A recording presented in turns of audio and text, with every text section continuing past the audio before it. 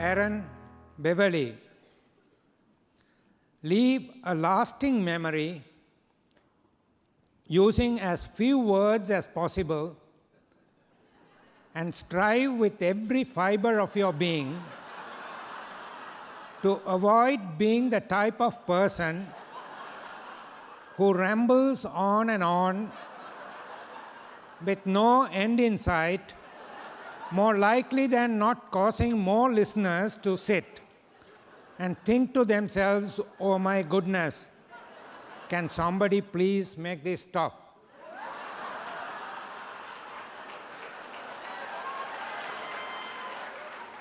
Leave a lasting memory using as few words as possible and strive with every fiber of your being to avoid being the type of person who rambles on and on with no end in sight, more likely than not causing more listeners to sit and think to themselves, oh my goodness, can somebody please make this stop? Aaron Beverly.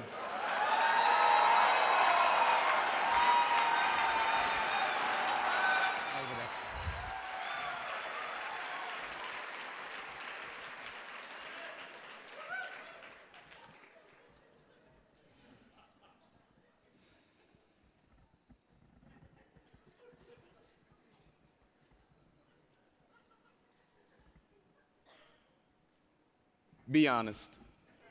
You enjoyed that, didn't you? Now, please do me a favor. Recite that entire title off the top of your head right now. Go. Not all at once. Wait a minute. Do you mean to tell me that you cannot remember all 57 of the words in that title? Neither can I. But do you know what that proves? Just because you say more doesn't mean people will remember what you say. Thank you, contest chair, Toastmasters and guests. Outside of a Toastmasters club, I actually do not talk a lot. I've always been called a quiet person. In fact, if you went back in time to my college and told the other students that one day Aaron Beverly will speak in front of over 1,000 people at a Toastmasters convention, they would say, wow, that's amazing. Aaron can talk?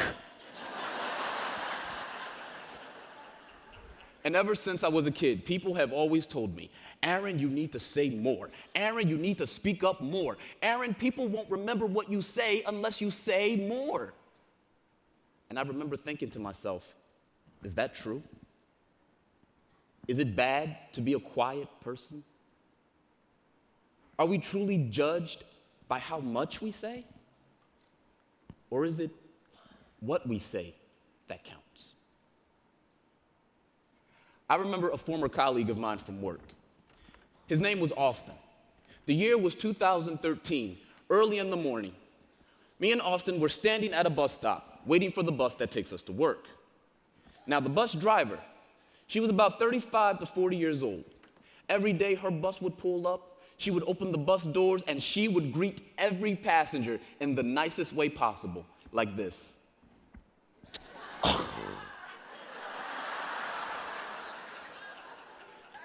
She was actually the meanest person I have ever met in my life. Do you know what the passengers called her? Bus Lady of Doom. The only time I ever heard her laugh was the day she left someone at the bus station. Just mean and grumpy for no reason. Have you ever met anyone like this? There we are, me and Austin, standing at the bus stop. Bus pulls up, bus doors open, and there she is. What happened next, I still cannot believe. Austin hops on the bus, but he stops. He turns. He looks the bus lady of doom in the eye, and he says, "How are you today, beautiful?" Then the bus lady of doom did the weirdest thing. She did this.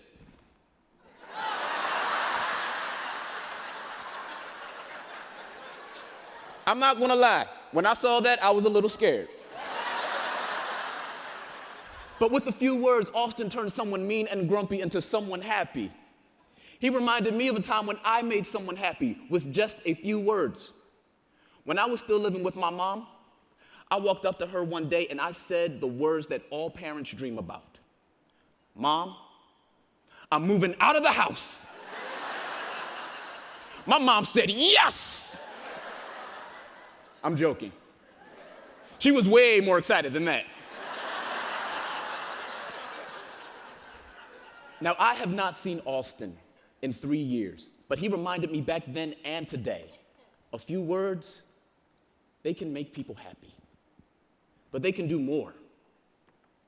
They can bring pain and sorrow, prejudice and hatred, but also peace and love, pride and inspiration.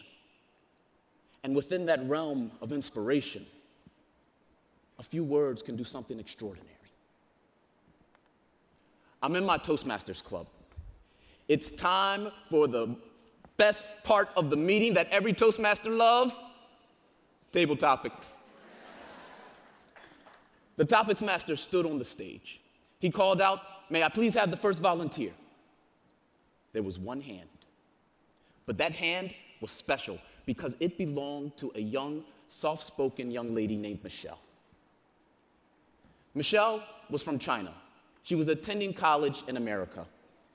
19 years old and speaking in front of an audience terrified her. But there she was, standing on that stage. The topics master read the question. What was the greatest moment of your life? And she froze. For what must have felt like eternity to her, all she could do was stare at the floor. 10 seconds passed, and she still could not speak. 20 seconds passed. Her lips began to tremble. 30 seconds passed. She cried. I'm sitting in the audience, I'm watching this happen to her, and I'm heartbroken. Until she finally spoke, and she shared the greatest moment of her life. When my mom said she believed in me.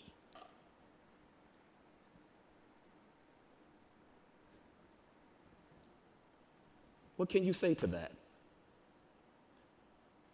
Those words were spoken 5 years ago, and I still remember them. Michelle, she may remember her mother's words for the rest of her life because a few words, they can touch your heart. So, ladies and gentlemen, I believe that it's okay to be a quiet person, to be soft-spoken, to not say that much. Because when it comes to being remembered, I've learned, and you've proven, just because you say more doesn't mean people will remember what you say. So let's make the words we do say count. You'll be surprised how long people remember a few words.